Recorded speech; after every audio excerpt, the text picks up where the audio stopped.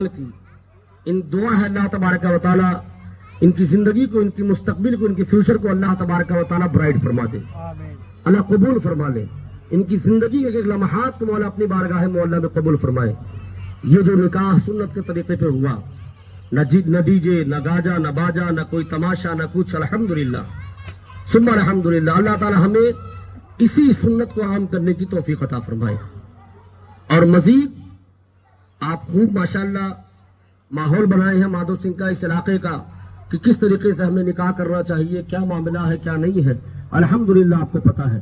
بس ہمارا نوجوان یہ سمجھ لے کہ گناہ کر کے وہ ترقی نہیں کر پائے گا، اللہ کو راضی کر کے وہ ترقی کر پائے گا۔ ایک واقعہ بتا کر اپنی بات ختم کرتا ہوں۔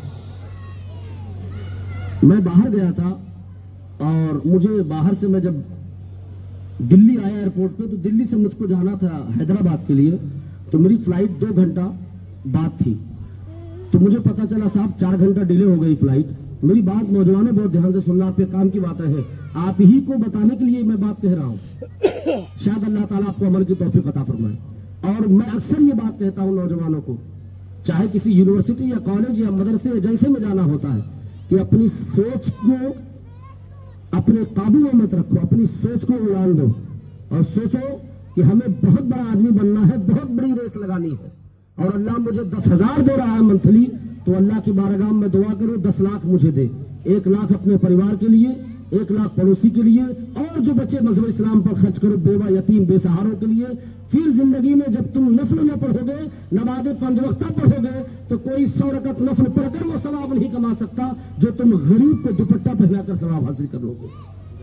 اس لیے کہ جب میں وہاں پر لیٹ ہو گئی، فلائٹ میری ڈیلے ہو گئی، تو میں نے کہا صاحب ظہر کا وقت ہو گیا، نماز ظہر ادا کرنا۔ تو لوگوں نے کہا آپ دوسرے مالے پہ چلے جائیں، وہاں مسجد کے لیے بنی ہے۔ اور آپ اکثر جانتے ہیں، اکثر و بیشتر آپ باہر سفر کرتے رہے آپ حضرات، ہم نے اپنا حق اپنے سے گوا دیا۔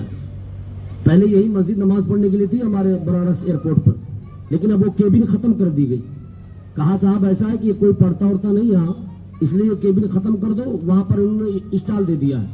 لکھنؤ بھی نماز کے لیے جگہ تھی، کوئی نماز نہیں پڑھتا مسلمان، وہ بھی جگہ ختم کر دی گئی۔ تو میٹرو سٹیز جہاں جہاں انٹرنیشنل ایئرپورٹ ہے، صرف ابھی وہی جگہ بچی ہوئی ہے۔ اس لیے ہم کچھ چیزیں ایسی ہیں جو اپنے ہاتھ سے ہم نے گوا دیا۔ ہمارے اسی اتر پردیش میں لکھنؤ کی یونیورسٹی میں جو مولانا لوگ کورس کرتے ہیں، جسے آپ فاضل کہتے ہیں، فاضل کا کورس کرنے کے بعد آپ وہاں پر جا کر الحمدللہ PhD کر سکتے تھے اور BMS کر سکتے تھے، BMS کر سکتے تھے۔ لیکن ہمارے مولویوں کو نہیں پتا تھا، وہاں بتایا نہیں گیا۔ وہاں پر ایک سبجیکٹ کے لیے، اس پورے مکمل کورس کے لیے ایک بہترین ٹیچر رکھا گیا، اور اس کی سیلری 1,30,000 روپیہ۔ یونیورسٹی کی سیلری آپ سمجھ سکتے ہیں کتنی ہوگی پروفیسروں کی، لیکن 14 سال میں صرف 3 ہی ایڈمیشن ہوا۔ تو ان لوگوں نے جب بورڈ میٹنگ ہوئی تو کہا صاحب ایسا ہے کہ اس کو ختم کر دیا جائے۔ وجہ یہ ہے کہ جب یہ سبجیکٹ پڑھنے والا کوئی ہے نہیں تعلیم حاصل کرنا، تو ہم فضول میں ایک لوگ کو تنخواہ کیوں دیں گے؟ تو ہم نے خود اپنا حق نہیں جانا ہے، اور اپنے حق کو میں نے اپنے ہاتھوں سے گوا دیا۔ تو دلی ایئرپورٹ پہ میں نے کہا صاحب نماز کہاں ہو، دوسرے مالے پہ جائیے۔ تو دوسرے مالے پہ گئے، وضو بنایا، تو میری آنکھیں دنگ رہ گئی دیکھ کے۔ وہ آپ سماعت کرو وہ جملہ جو میں کہنے جا رہا ہوں، میری آنکھیں خیرہ بن گئی، دیکھ کے دنگ رہ گیا میں نے دیکھا سفید لباس پہنے ہوئے، ٹائی لگائے ہوئے، ان کی لباس سے پتا چل رہا تھا کہ یہ جہاز کے پائلٹ حضرات ہیں، اور 8 سے 10 نوجوان۔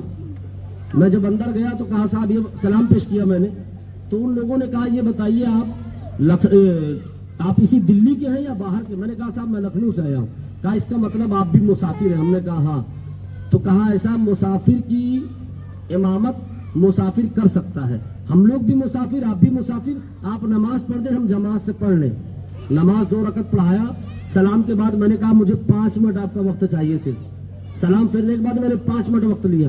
ہم نے کہا آپ بتائیں آپ کہاں کہاں سے تشریف لائے ہیں؟ تو 4 اس میں ایسے نوجوان تھے جو انڈیا کے تھے، الگ الگ علاقے سے، جو اردو اور ہندی جانتے تھے، لیکن 6 ایسے پائلٹ تھے جو ترکی کے تھے اور باہر کے لوگ تھے جو اردو نہیں جانتے تھے، انگلش اور کچھ عربی جانتے تھے لوگ۔ تو میں نے پوچھا کہ بتائیے کتنی تعداد میں آپ حضرات، لباس سے پتہ چل رہا کہ آپ پائلٹ ہے؟ کہا الحمدللہ ہم سب پائلٹ ہیں۔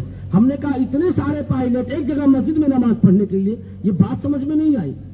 ایک نوجوان جن کا نام تھا محمد زبیر پائلٹ ہے، انہوں نے کہا صاحب ایسا ہے کہ ہم لوگ ایک گروپ چلاتے ہیں موبائل پہ اپنا، جتنے پائلٹ ہیں مسلم، اور 300 سے زیادہ الحمدللہ ہم ایسے مسلمان ہیں جو ہم پائلٹ ہیں 300 سے زیادہ مسلمان، اور کچھ ڈومیسٹک فلائٹ اڑاتے ہیں، کچھ انٹرنیشنل فلائٹ اڑاتے ہیں۔ اب آپ اندازہ کر سکتے ہیں ڈومیسٹک والی کی تنخواہ 1 لاکھ سے 1.5 لاکھ 2 لاکھ ہوتی ہے، انٹرنیشنل والی کی تنخواہ 5 سے 12 لاکھ ہوتی ہے، اور کچھ ایسے انٹرنیشنل جو ہے پائلٹ ہوتے ہیں جو پر ٹرپ پیسہ لیتے ہیں، وہ لمبائی اور دوری کے اعتبار سے ہے۔ تو میں نے ان سے یہ پوچھا کہ یہ بتائیے آپ کو الحمدللہ آپ اپنی منزل پر ہیں، آپ کامیاب و کامران ہیں، آپ کو پائلٹ بننا تھا تو آپ پائلٹ بنے۔ ڈومیسٹک پائلٹ چاہتا ہے کہ میں انٹرنیشنل فلائٹ اڑاؤں، انٹرنیشنل والا چاہتا ہے کہ میں باہر ہی رہوں، مجھے گرین کارڈ دیا جائے، الگ الگ اس کی کیٹیگری ہے۔ تو آپ لوگ الحمدللہ اچھے مقام پر ہو، اچھی زندگی حاصل کر رہے ہو، پھر بھی آپ نماز کیوں پڑھ رہے ہو؟ تو جواب سنو نوجوان نے کیا جواب دیا، اور نوجوانوں آپ اس زندگی میں اس جواب سننے کے بعد عمل کرنا۔ کہا الحمدللہ نماز ہم اس لیے پڑھتے ہیں کہ نماز پڑھنا فرض ہے، اور ہم پائلٹ ہیں، جہاز اڑاتے ہیں،